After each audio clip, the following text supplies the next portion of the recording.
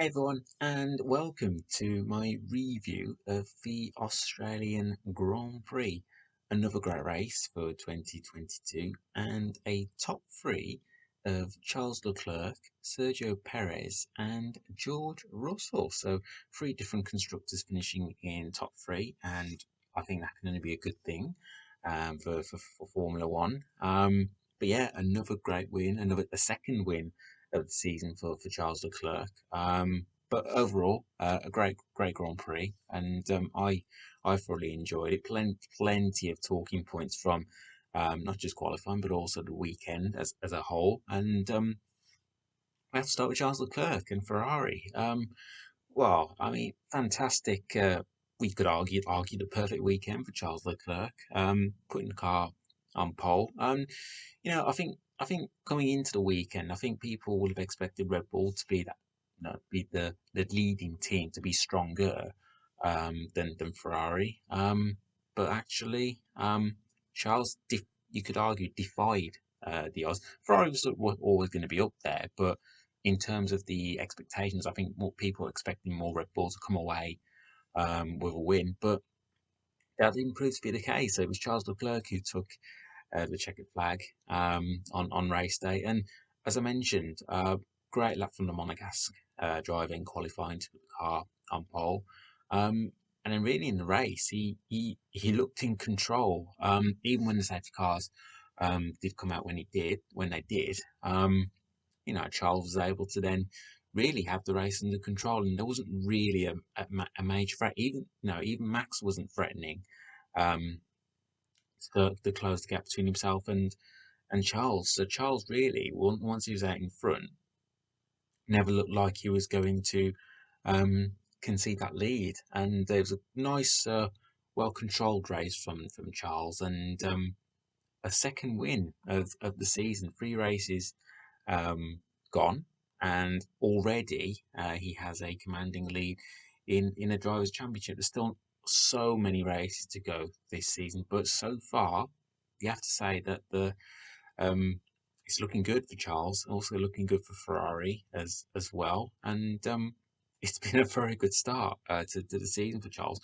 Not the perfect start because obviously he finished second in Saudi Arabia, but had he won that, then we'd be talking about three Charles Leclerc wins in 2022 already. So yeah, as I say, it's been a very strong start from Leclerc, and he's definitely got a lot of positives that he can take from the first three Grand Prix. Difficult weekend for his teammate Carlos Sainz.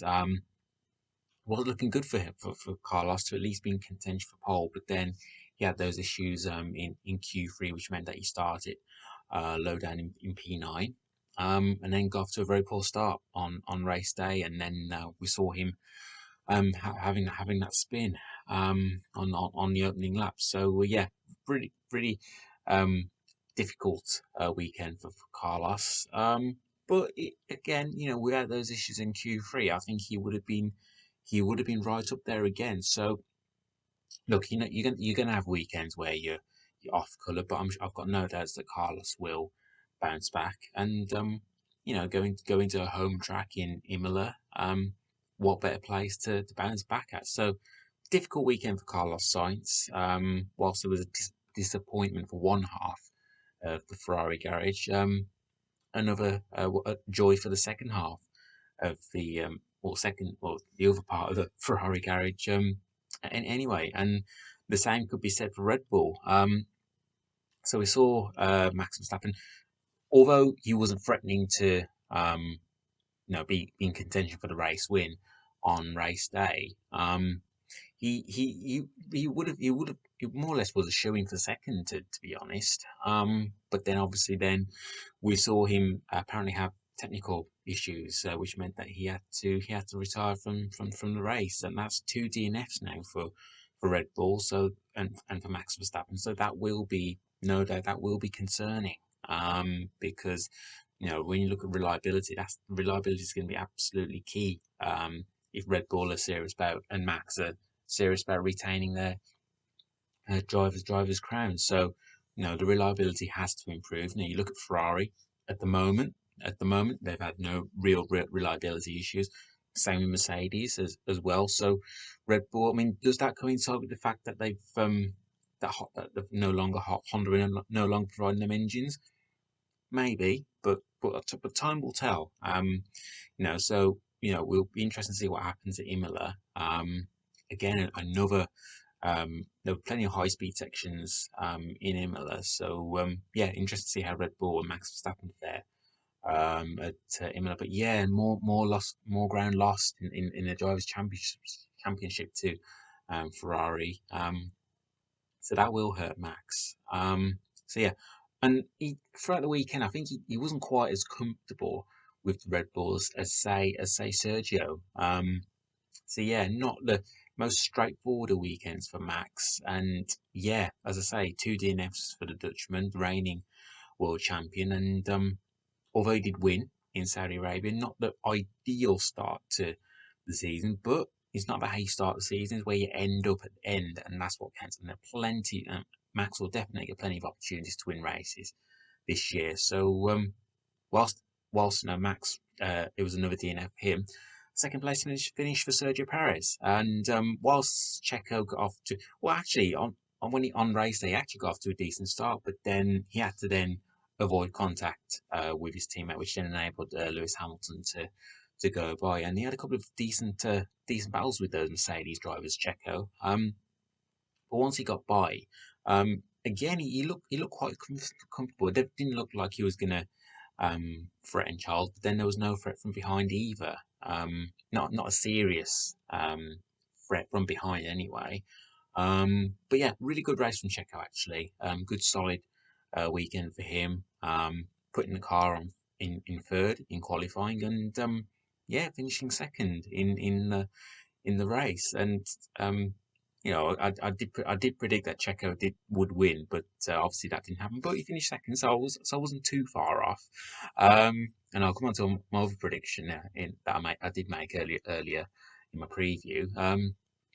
But yeah, a good solid weekend for Checo. I think he was due.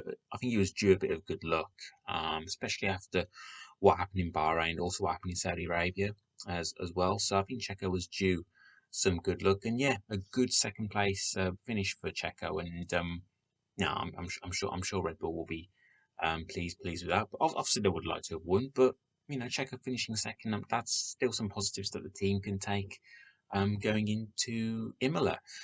Now, we're going to talk about Mercedes. At the moment, you could argue that whilst their performance isn't where they want it to be, George Russell finds himself second in the Drivers' Championship, and Mercedes find themselves second in the Constructors' Championship. So they're picking up. They're still continuing to pick up results, even though the performance, as I say, isn't where it wants to be. And whilst Charles Leclerc will get most of the plaudits for the way that he's performed in the first three races, and rightly so. I think George Russell deserves just as much as credit as well. Going into a new, well, I say new team, but he's been with the Mercedes setup for so long. But being a official Mercedes driver, this being his first season, full season with the team as one of the drivers. I think George has done a really good job, and it's been a good start to his career at Mercedes. Just off the podium in the season opener. Not a bad finish in Saudi Arabia, and he ends up finishing on the podium. I did predict that George would end up on the podium, so yeah, I'm really pleased with that prediction. But yeah, a good drive from George Russell.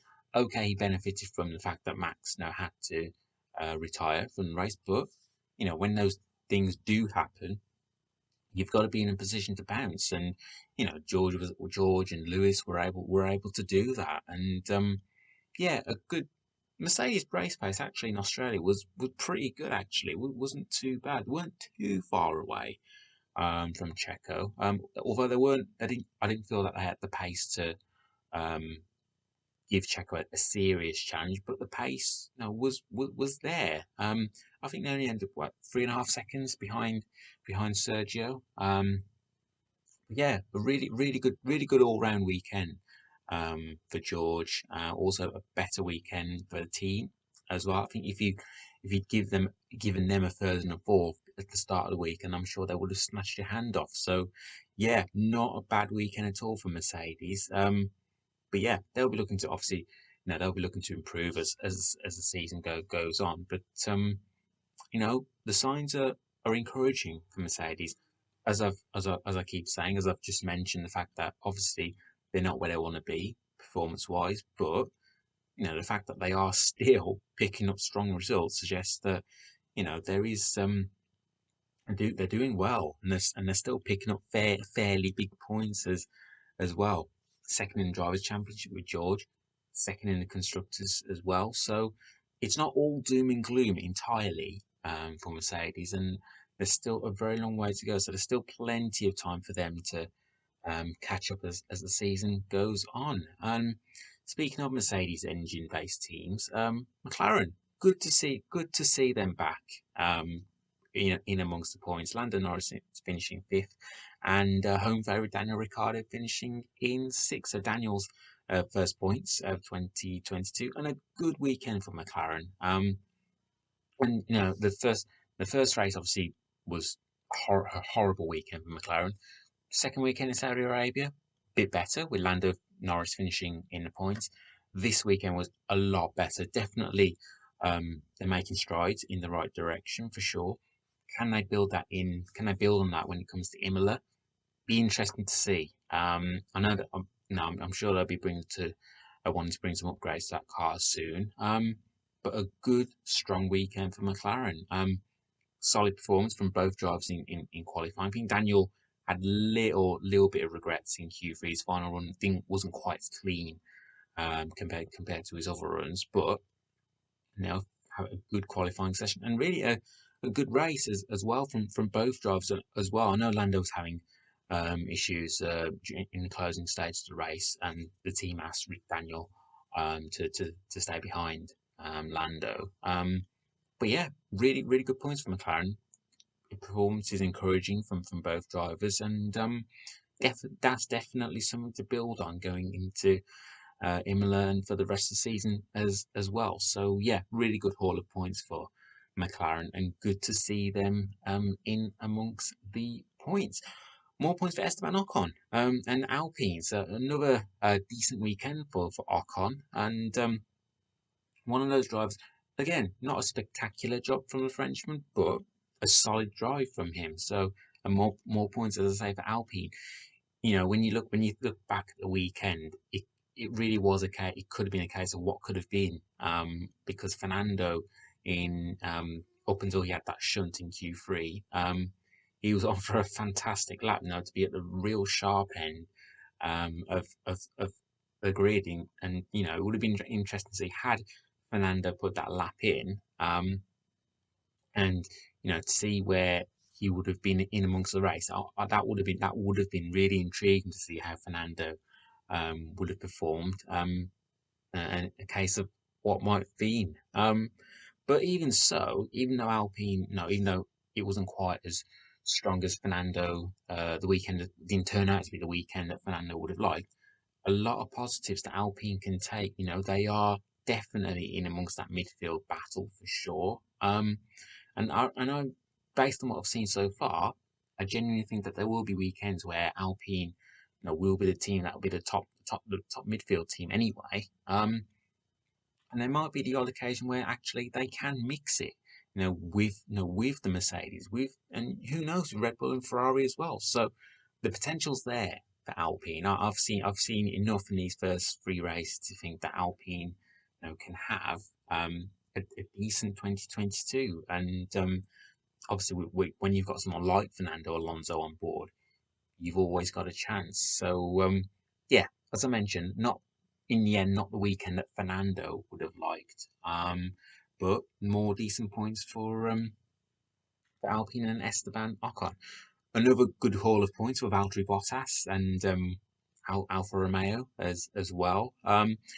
Obviously, his long qualifying streak making into Q3 came to an end in Australia. But no, I thought Bottas, drove well, drove a good race, good solid race, and yeah, more good points for for him, for Alfa Romeo. I'm really intrigued to see how Alfa Romeo and Haas, that battle between those two Ferrari powered based teams. Interesting to see how they battle it out against each other this season, because they were the majority of last year. They were the two teams that were really at the back of the field, but they've shown this year that they can be in amongst the midfield, both Haas and Alfa Romeo. So that's really encouraging to see. But yeah, good points for Valtteri Bottas and Alfa Romeo. More good points for Pierre Gasly and Alpha Tauri as well. Again, like Esteban Ocon, not a spectacular job, but another good solid haul of points for Pierre Gasly. But for me, one of the drivers of race day, Alexander Albon, fantastic drive from the Thai driver from the back of the grid, and really making that strategy work. And coming in to pit, obviously doing that mandatory pit stop, right in the dying embers of the race, and yeah, just about getting that final point for Williams. And it's not been the most straightforward of starts to the season for Williams. It's been a difficult start for them, but that point I'm sure will give them positivity going into Imola. And great performance from Alex Albon. Fantastic. Yeah, for me, as I say, one of my drives of the day, and a thoroughly deserved point. And actually, I think the way that Alex has settled into life for Williams, I think he's done a good job. So yeah, well done to Alex, and for me, one of the drivers of the day for sure. Whilst Williams, it was their first point of the season, the only team now yet to score points, Aston Martin. Horrible weekend for them. Where do you start? Free practice. Now, final free practice session, we saw Sebastian and also Lance have their issues. Then we saw in Q1 on Saturday, Lance having an incident with Nicholas Latifi, and it didn't really get better on race days. Now Sebastian then having to retire from the race, and then Lance, although he did make good ground from where he started and then finishing 12th, so in that sense he made good progress going up the field. But then he had that 5-second penalty during the race as well, didn't he? So yeah, a horrible weekend for Aston Martin, and they will be wanting to turn things around pretty quickly, because a team like them, with the aspirations that they have, they will be really disappointed with the start that they have made. And they don't need time. But the thing is, though, they've got the personnel there. And, you got also, let's not forget, let's give them credit for the fact that, they had, obviously we saw 7 Lance have the incidents or crashes in FP3. The quick turnaround that for the crews made in terms of getting those cars, ready for qualifying. Obviously, with Sebastian, it was towards the closing end of Q1. But to get Lance's car ready as well, incredible effort from the crews. But yeah, just a shame that their hard work just wasn't rewarded this weekend in Australia. But yeah, Aston Martin, they will bounce back. I'm pretty sure they will bounce back. When that will be, I don't know. But yeah, difficult times for Aston Martin at the moment. But I know these times will not last, and they will bounce back. They definitely will. So that's the end of my review, looking back at the Australian Grand Prix. Next up is Imola, which I'm very much looking forward to. And if you want to talk things Formula One, I'm at Baggies20 on Twitter and also on Instagram. Manish Patel 89. Enjoy the lead up to the Emilia Romagna Grand Prix, and I will catch up with you guys and girls soon when I do a preview for that Grand Prix. Take care, everyone.